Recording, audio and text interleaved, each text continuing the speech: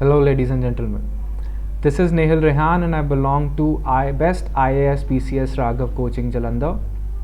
And this is a premium institute. You must check out what sort of courses are available. You can check the website out.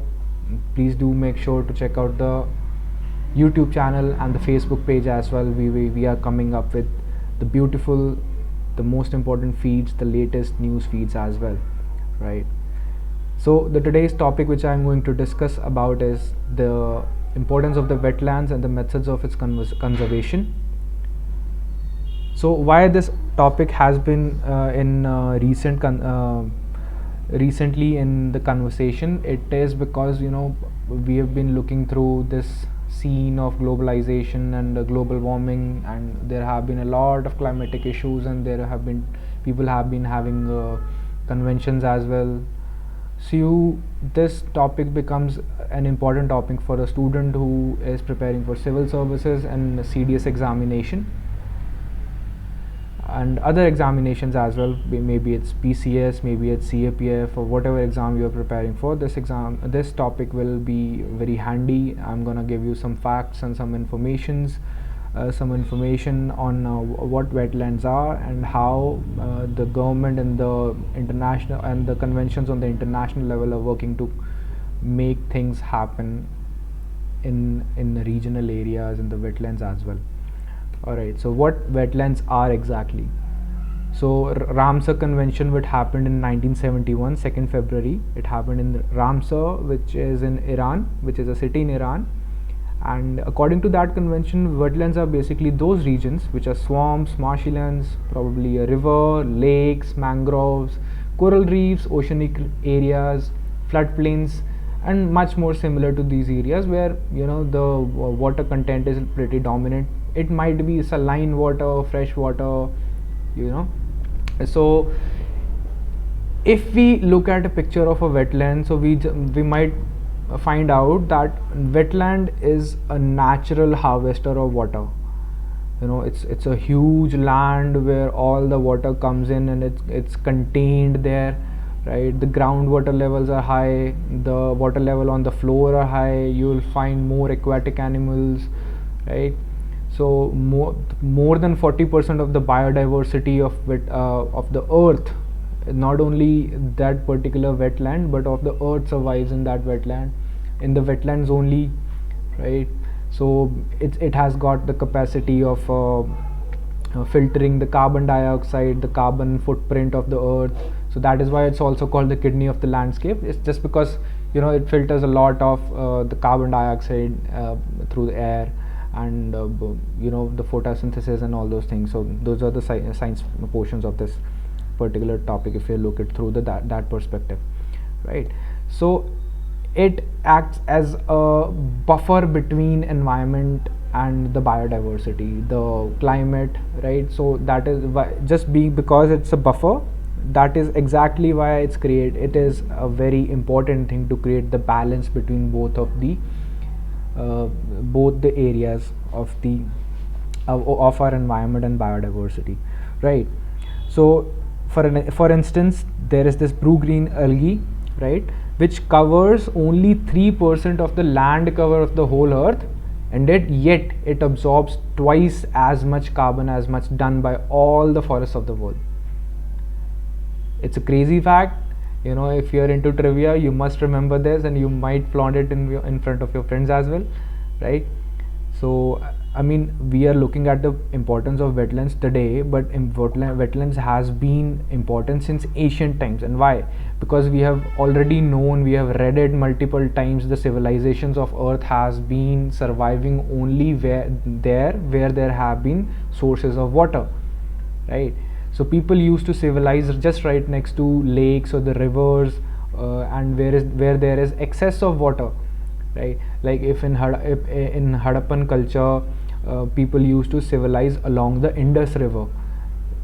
So that is a particular wetland of Indus floodplain where people used to survive, right? And it used to give them a source of employment. Maybe it's fishery, maybe it's aquatic organisms, maybe they want to have an agriculture to produce. They required water, right? Water was required for everything.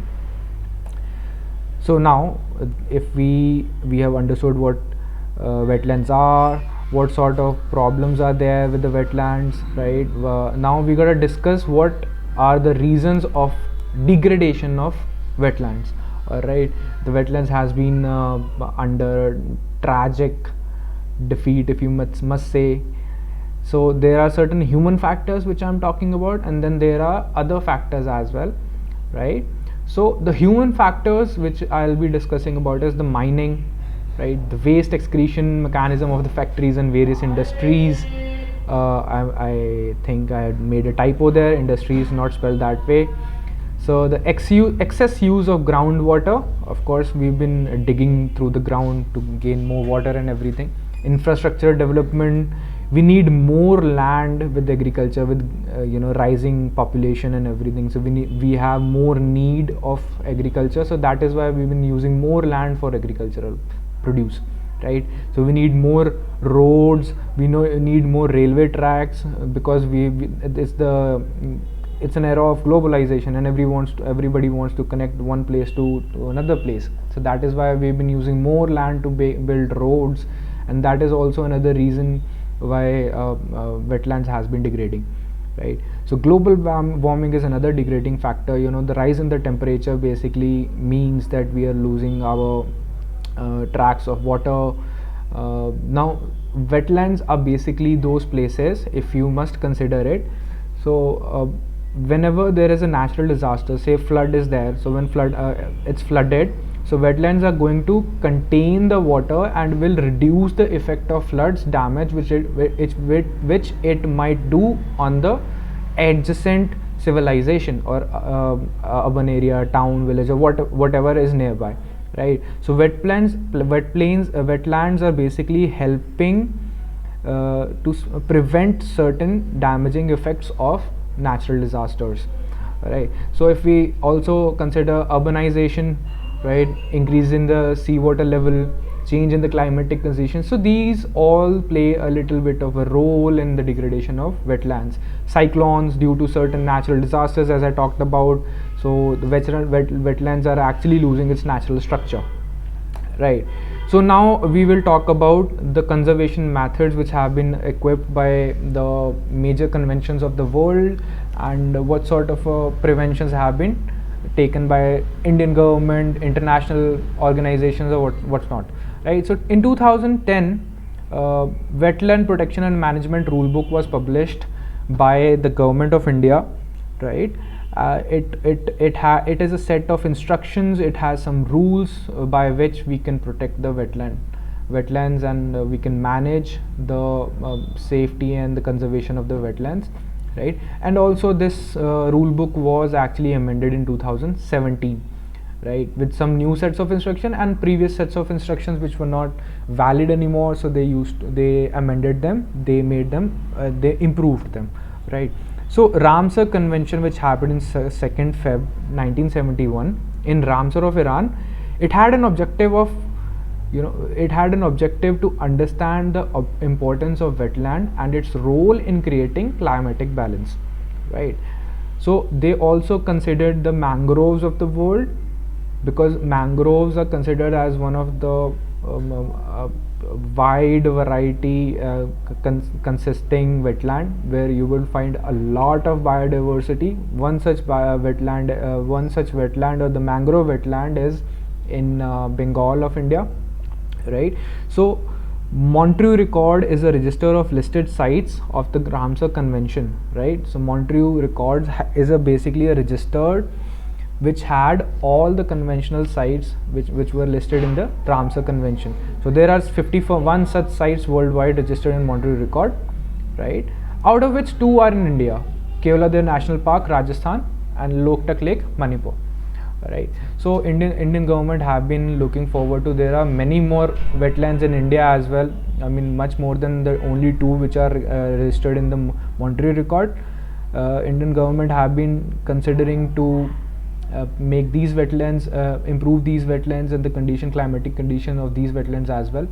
So if I have to conclude this topic right here, so I'll definitely tell you, we have to protect all the wetlands in India and also on the worldwide level, right, to maintain the balance between the biodiversity and the world's climate, right? So this becomes a very imperative thing to make people aware of what wetlands are. It is all around us, they are everywhere, right? Most of us are surviving in wetlands only, but yet we fail to understand what is the importance of these lands. Thank you so much. Please do subscribe and like the video, and we will follow up with some more topics as well.